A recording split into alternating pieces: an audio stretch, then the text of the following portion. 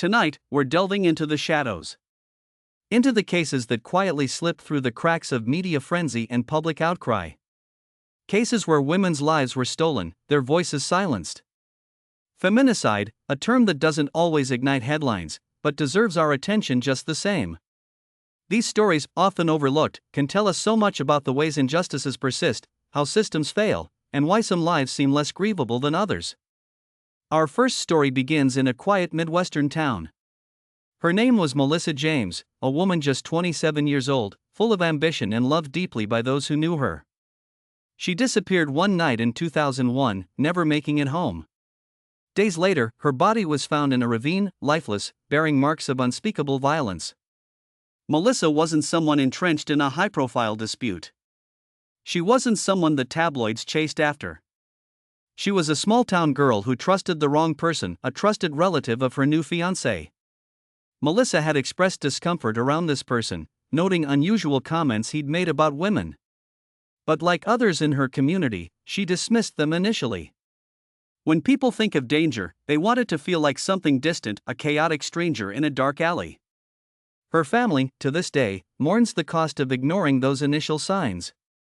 The perpetrator is serving life in prison after DNA evidence connected him to her death, but no one in national media revisited her story, leaving her memory entrenched in local whispers, instead of the broader awareness it deserved. Another tragic case introduces us to Andrea Lopez, a college senior in California, balancing a job and her studies. Andrea's boyfriend, seen as charismatic and popular, had a side few witnessed, a controlling streak peppered with jealousy whenever Andrea looked at someone else. The friends she confided in reflect now with regret about small warnings Andrea let slip but brushed off. She'd once joked about him always knowing where she was.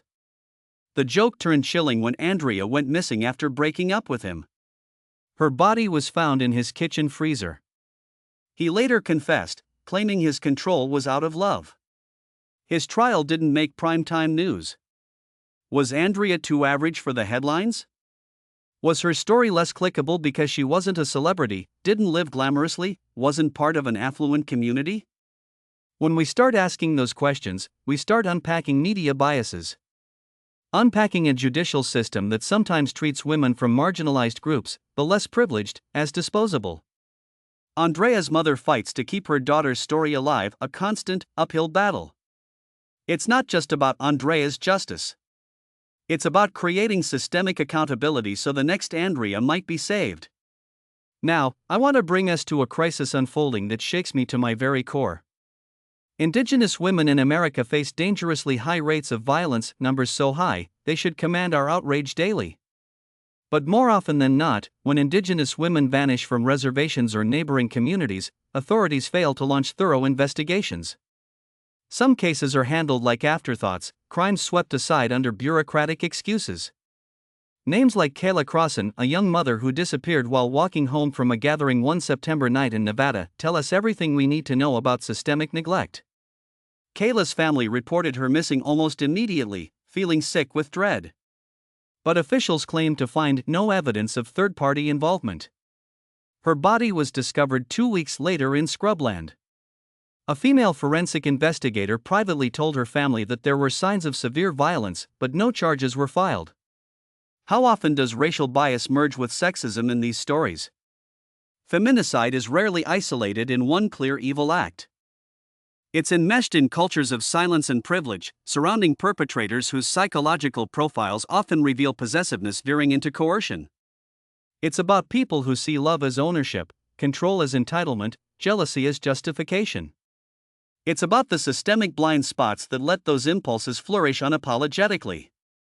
Before we continue with more cases, tell me your thoughts. Do you know someone who brushed off signs of control in their relationships?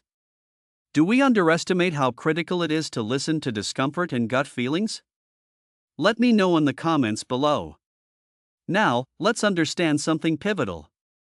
Feminicide gains scant attention when victims exist outside society's power centers, power defined by income, race, cultural status. Men who commit these acts? They sit at intersections of envy, rejection, and distorted impulses, feeling some internal need to dominate. Their psychology deserves endless dissection, but let's not forget. It's not only about them. To Melissa, Andrea, Kayla, and countless others whose stories remain muffled, we will not forget you. To our audience, share these names, amplify their stories, and keep their memories alive. Justice starts with awareness.